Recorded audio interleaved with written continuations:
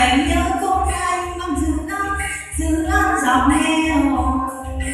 cho xây cầu xây kênh cưng và xây trường cho các em thơ, để lần em nghe học chữ, để từ đây em được đến trường, cuộc sống nó từ đây, niềm vui cũng từ đây. Bạn mình vui lắm đấy, anh các cô về đây, các vật cô thích cô về đây, cho dân làm dự án vui sao mà tình ơi.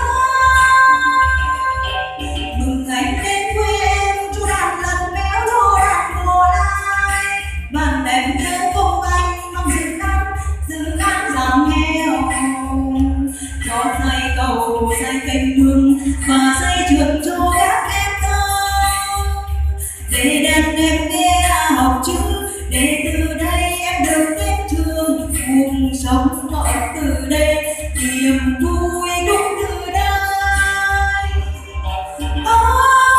Bạn mình vui lắm đấy, anh cán bộ về đây, các vật cô chính phủ về đây, cho dân làm dự án vui sao bạn mình ơi.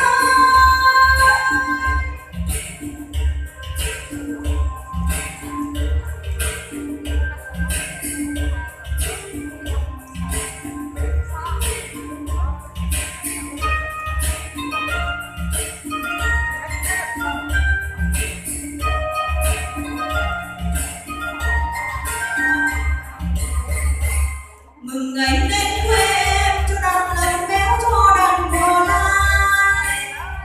vâng em nhớ công anh bằng dự án giảm nghèo, cho xây cầu xây kênh cưng và xây trường cho các em thơ,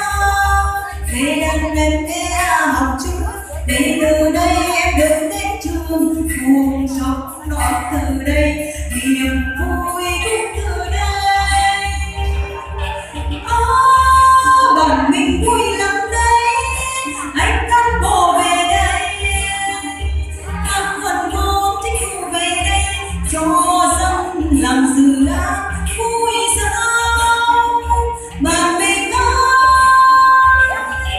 Mừng anh đến quê em cho đàn lần béo cho đàn bò lai, bạn em nhớ công anh